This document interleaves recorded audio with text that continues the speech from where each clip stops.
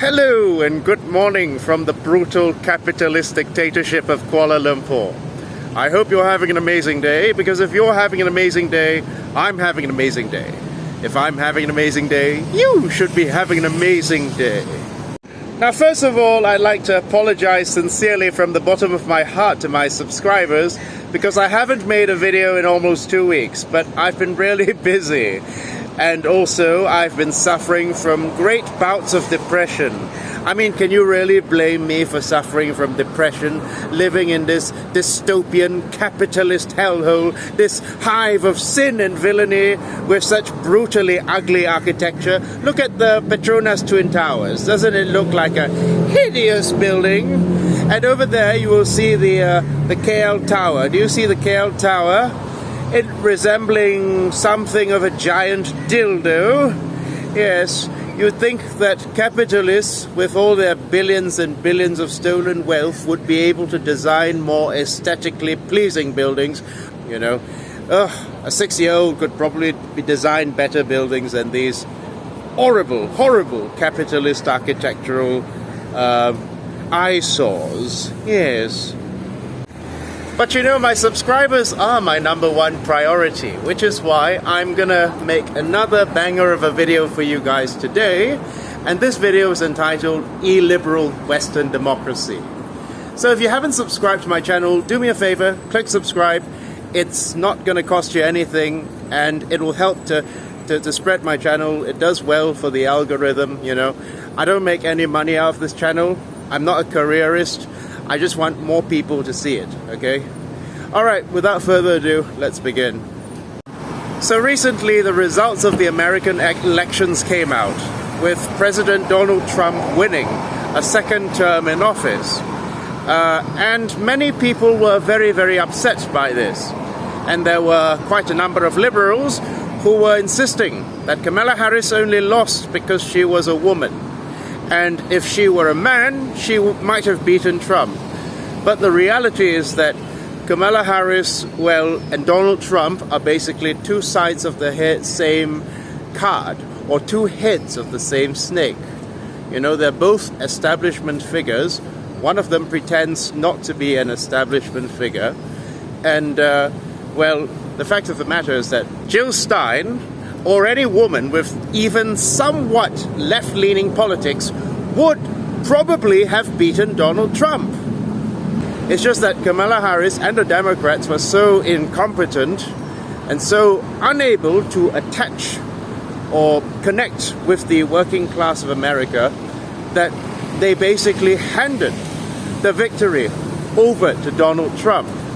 Because Democrats have had a very contemptuous and patronizing attitude to the American workers and the common American person, while Trump can at least pretend to be one of them.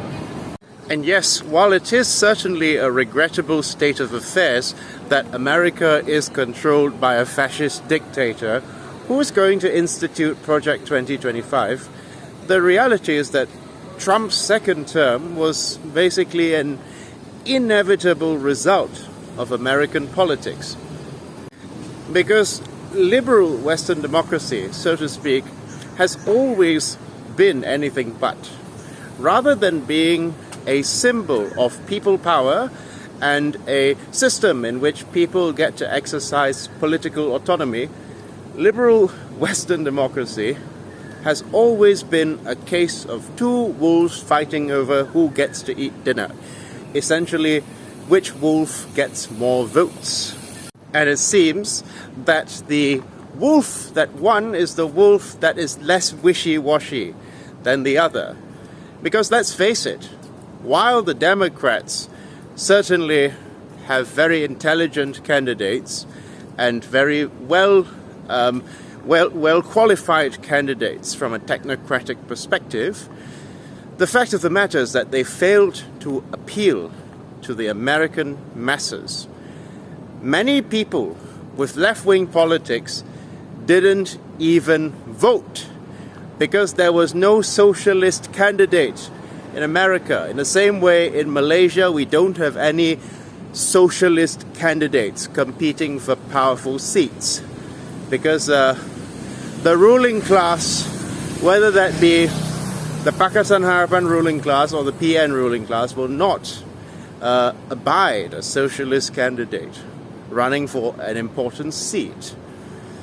But the thing is, in America, the choice was between a warmonger who was from the Democratic side and a warmonger from the Republican side. And obviously, the Democratic warmonger was just less popular than the Republican warmonger. So many people on the left didn't even bother voting. But those who did vote wanted to first and foremost preserve or safeguard American interests. And they felt that, because in America is such a right-wing country that anybody to the left of Adolf Hitler is considered a communist. Because like I mentioned, liberal democracy is basically a matter of choosing the lesser of two evils. It's basically trying to decide which type of cancer is going to be less harmful, rather than which leader is going to be better for the people. Yes, and the American masses obviously felt that Trump was going to be less harmful for their interests than Kamala Harris. But I honestly can't say that I blame the Americans who didn't vote, because frankly they were put in a position of being put between the devil and the deep blue sea. They had to choose between a warmonger who was also an imperialist and a neoliberal bureaucrat who had basically nothing in common with the American people, and was basically brutal, a particularly brutal prosecutor during her time as a public prosecutor, or a spoilt trust fund Nepo baby like Donald Trump. Basically, they had to choose one of both people, right? So fundamentally, they had to choose which type of cancer was less potent, and obviously they felt that Trump was far less potent. But this is the tale that is as old as time when liberal democracy is concerned. Even in Malaysia, we see the same thing, right? Because in Malaysia, we have to choose between two parties, one of which being the ruling Pakatan Harapan party, the party of hope, so to speak, that overthrew the feudalist party, the old guard, the Barisan Nasional. So basically, Pakatan Harapan is a bourgeois party. It's a party of elite technocrats who have no connection whatsoever with the masses of Malaysia. The only good thing about them is that they're secular. They don't mix religion and politics, or they do it very little. But the other option is fundamentally the other party, the Perikatan Nasional Party, or the far right-wing fascistic party, which is basically the Malaysian Islamist version of MAGA. Now, being put in such a position naturally makes many people very reluctant to vote, especially people from the Malaysian left, because you're trying to decide whether to vote for neoliberal bureaucrats or whether to vote for far right-wing fascists, who are basically the Asian version of the Hitlerites. So, of course, the latter, or the former, sorry, is far much less potent than the latter, in my opinion. But at the same time, both of these parties both agree on several fundamental truths. For example, that they both agree that socialism is bad, and that there can be no socialist candidate in their parties. So neither of them will avow, or neither of them will support a socialist running in their party. The closest they get to socialism in Pakatan Harapan is DAP, which is a social democrat party. You know, the kind of people who had Rosa Luxemburg shot. Yeah, that's the closest thing they can get to socialism. So that's the one thing that they agree on. The other thing that both of them agree on is that even though they stand at odds with each other when it comes to social issues, they both agree in the preservation of class society, right? Neither of these parties wants to put an end to class society. And that is why, fundamentally, in neoliberal or in liberal democracy, it is basically a matter of the masses choosing who their overlord is, right? Now make no mistake, I'm not a Trump supporter. I don't like Harris. I think Harris is a horrible person, just like Hillary Clinton, who cheered for the brutal actions in Libya. Harris is basically the second coming of Hillary Clinton because Harris endorses Israel. Harris is a strong supporter of Israel, right? So I do not like Kamala Harris. I think she's an awful, awful human being. A reprehensible person who is guilty of genocide by complicity. But having said that, I think you'd have to be quite stupid to think that Trump is any less guilty of complicity. You know, I mean, Benjamin Netanyahu is very happy for this because you probably are aware that both Kamala Harris and Donald Trump are great supporters of Israel, and they're great supporters of Zionism. And while they themselves are not particularly religious, they do appeal very much to a right-wing Christo-fascist fan base. So of course they are going to be supporting Israel. So no matter who wins the American elections, America's foreign policy remains the same. Now, when it concerns domestic policy, that's a whole different kettle of fish. But like I mentioned, both the so-called left wing and right wing of liberal democracy are two heads of the same snake because they depend on each other for survival. Let me explain. On one hand, you have the far-right fascists in MAGA who demonize the Democrats as being communist sympathizers. Well, you'd have to make a very, very, very wide stretch to call Bernie Sanders a communist. But, you know, to these people, anybody to the left of Adolf Hitler is a communist, right? So they depend on the existence of the Democrats in order to have a boogeyman to fearmonger the people with. Like they say that, oh, if the Democrats take over, well, Americans are going to be subjected to woke LGBTQ propaganda, and you guys are going to be like living in Xi Jinping's China, which would actually be an improvement of the Americans' material conditions. But the Americans are so brainwashed to know, they're too brainwashed to know any better.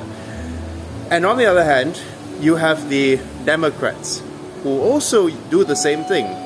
They fearmonger by saying that, oh, you know, if the Republicans take over, well, you're going to lose your rights, and you're basically going to be living in a handmaiden's tale sort of society. But, you know, but here's the ironic thing. You notice exactly the same thing in Malaysian politics. Even though Malaysia and America are oceans apart, it takes about 18 hours to fly from Malaysia to America. The fact is that we can notice a very similar trajectory playing out in Malaysian and American politics, or in most other liberal democratic societies, really. It's that the Pakatan Harapan, or the so-called left-wingers in our society, also do exactly the same thing as the Democrats.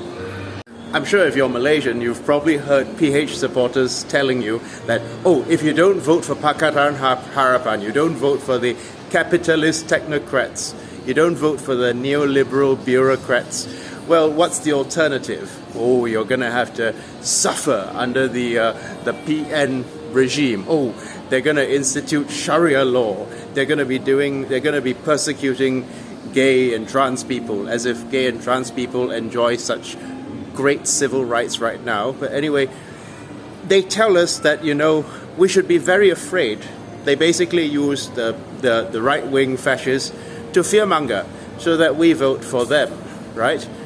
And then on the other side of the coin, you notice the same thing with the right-wing fascists. They'll say, oh, if you support Pakatan Harapan, Malaysia's going to go down the road of communism. Oh, DAP is a communist party.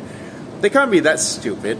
I mean, surely an educated, book-learned gentleman cannot be that stupid to think that social democracy and socialism and communism are all the same thing. But there you go. They also do the same thing that the Republicans in America do, in that they also fearmonger their right-wing followers by insisting that, oh, if they vote for the other group, oh, they'll be getting communism. So the common theme in both groups in a liberal democracy is, if you don't vote for us, you will suffer under the other guy. But they never actually ask, what do the people want? What do the people want? Have they ever asked the people earnestly what they would like? Because I can tell you, regardless of what religion we are, or what race we are, or what gender we are, I think most people would agree that they want stability, an honest and transparent government, good jobs, a decent standard of living. We want to educate our children, and this applies as to whether you are conservative or left-wing. It doesn't really matter. But no, never in a liberal democracy does a leader actually go up to the people and ask them, what do you want? It's always about, if you don't vote for me, you will be even worse off. Because fundamentally, liberal democracy has never been about the people. Now, about half a year ago, I made this video on liberals and explained why liberalism will not save us. In this video, I detailed as to why liberalism is fundamentally an ideology that protects the interests of the elites rather than the interests of the masses. So I encourage you to check out that video. But if you're already agreeing with what I'm saying in this video, then I take the liberty to assume that you agree with me that liberalism will not save this country. But how did things come to this state? Or rather, how did liberalism originate? Well, the very first vestiges of liberalism started in 1215 in England. See, in the British Library, which I had the privilege of visiting a few weeks ago, there is a document known as the Magna Carta. And this 800-year-old document is fundamentally the staging point of liberalism, basically. Now, what is the Magna Carta? Let me just explain what it is to you. So, basically, in feudal times in England, the king basically wielded divine supremacy, absolute power. He could tax you however much or however little he wanted. He could have your head cut off if he wanted to as well. And he could do anything he wanted because he was the representative of God, right? So, well, the barons decided that we don't like getting taxed willy-nilly. We don't like this king wantonly taxing us however much or however little he wants. So, the barons got together at Runnymede and they pressured King John of England to sign this concession known as the Magna Carta, in which he agrees that he will be subjected to to certain rules, right? And you can also describe that as the beginning of constitutional monarchy. And if he does not agree, they will not only withdraw their support from him, but they will also they will rebel against him. So, under pressure, he agreed to sign that document. But the thing is, although many people in the Western countries love to use that document as an example of how, oh, Western society is so free, or Western society is the very beginning of people power, right? And the fact of the matter is that that document was not a document of people power, because that document was a document that protected the interests of the barons rather than the interests of the common man. Because the common man, the peasant on the field, working for the feudal lord, was never consulted, because the barons didn't care whether the peasant lived or died, you see. Then you have the Enlightenment period in the 18th century with philosophers like John Locke or Adam Smith, who come up with this idea of liberalism, who actually formulate a school of thought known as liberalism. So drawing on the inspiration from the Magna Carta, which is supposed to be the document which supposedly places ruling classes in check, even though the people holding the ruling class in check, the barons, are part of the ruling class themselves. Well, these philosophers from the 18th century create this ideology called liberalism, which means that people have, in theory, the right to pursue life, liberty, and happiness, and they should not be subject to the whims of a monarch. So liberalism was basically what felled feudalism. And so, but by and large, it did not emancipate the masses, because while it did certainly improve the conditions of the people from previous modes of production, I mean, lots of people who would have remained peasants for life had, for the first time in their lives, upward mobility as a result of liberalism. It fundamentally changed the nature of class society, and it turned the peasant into a proletariat worker. So rather than going from feudal slavery, the peasant graduated, so to speak, to wage slavery. And that fundamentally did not liberate people from class society.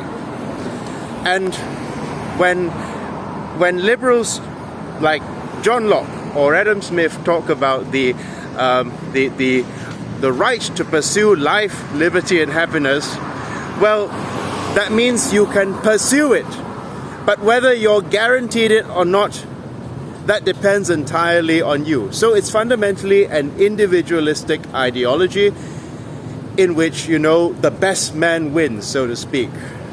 But oftentimes the philosophy of individual liberties can also translate to rugged individualism, or rather it can be interpreted to mean that you have a right to private property. You have a right to your own happiness at the expense of everybody else's happiness. You have a right to exploit people as much as you want without any checks and balances.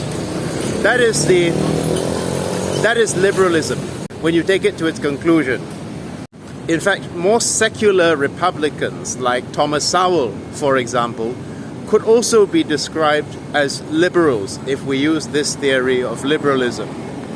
So, granted, liberalism did indeed improve the material conditions for a certain proportion of people, but it did not solve the issue of class society, and it did not solve the issue of elitism and the fact that, well, there's always going to be an underclass answering to an overclass.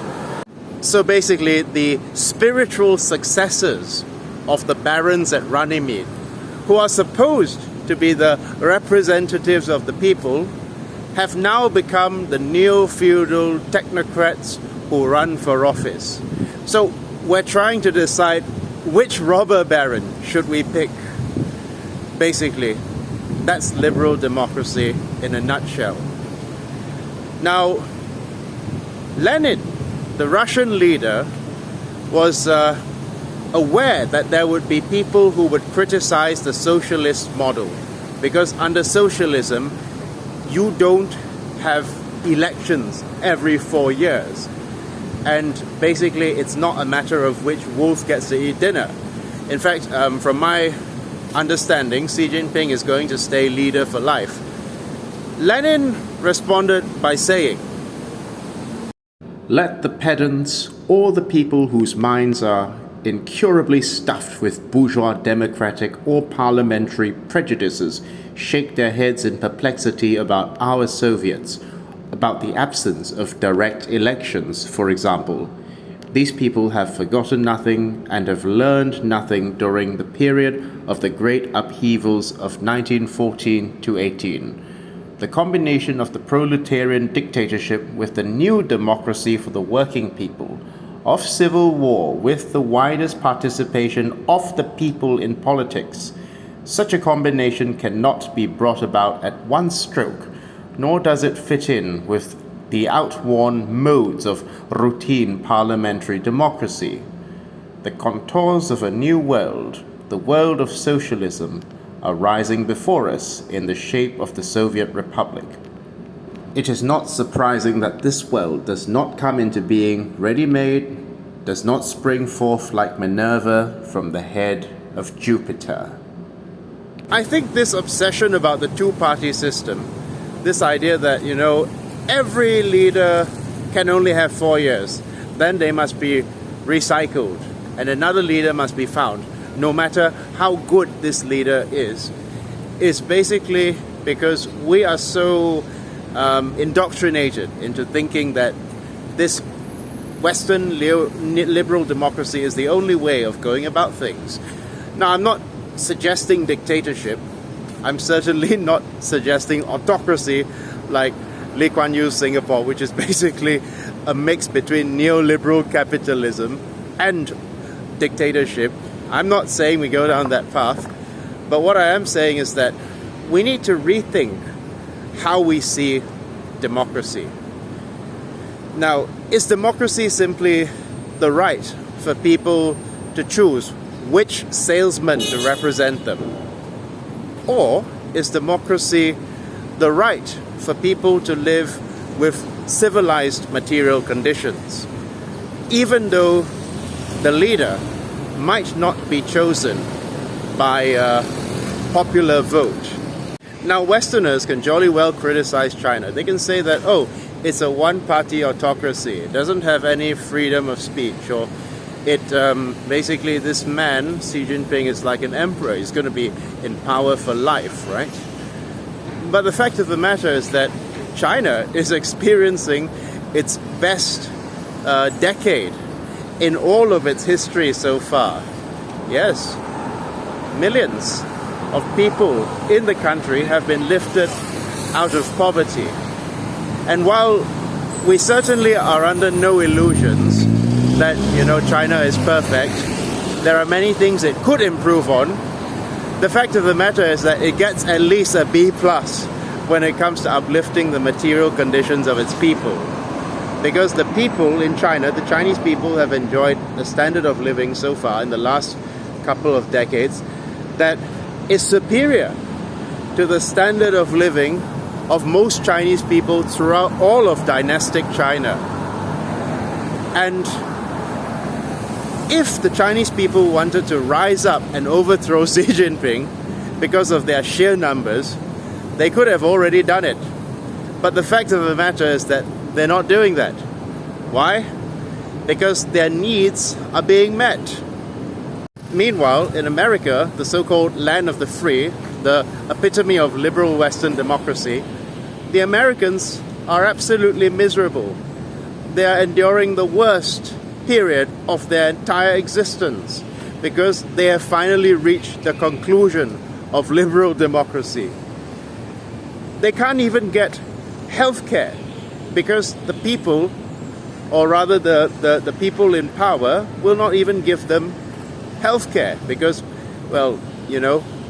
nobody is supposed to be anybody's obligation under a liberal society, right? So there's the rich in America feel that it's not my obligation to pay for your education or health care.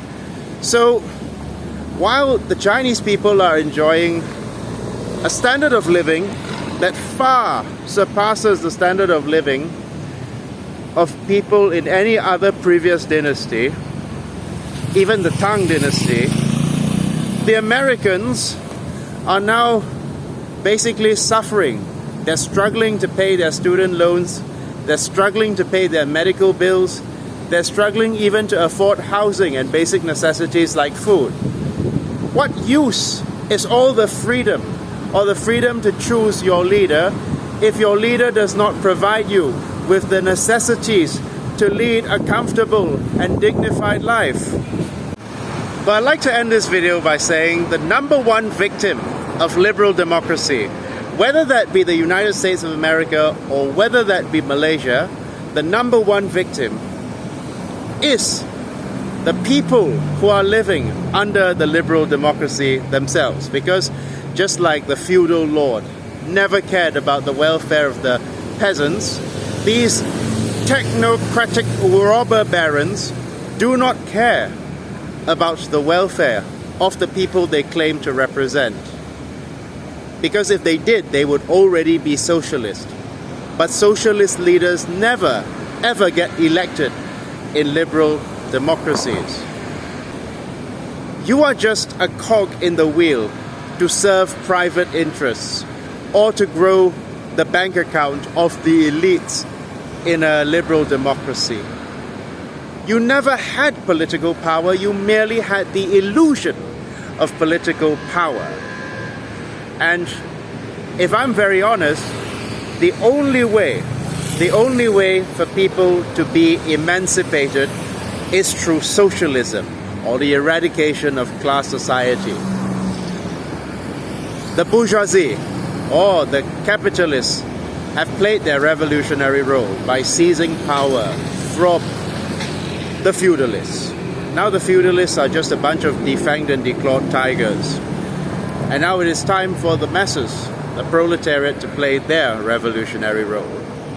Do you know that under a liberal democracy, you are sent out to die for the private interests of people in power? Under liberal democracy, the elites never send their own children out to fight wars for their own private interests. Do you ever wonder why in America, in the South, most people did not own a slave? A slave was like a luxury, so to speak, that could only be owned by the most affluent of families. But at the same time, all of the men in the slave side's army, I think it was the Confederate Army, were from poor families who did not even own slaves, while the slave-owning class, the boys stayed home. They didn't go out to fight in the war. So fundamentally, liberal democracy or bourgeois society is basically one in which the poor die for rich men's wars, and the poor are only as useful, or the poor only have value in so much as they serve private capital. People only have value in so much as they are useful to a capitalist.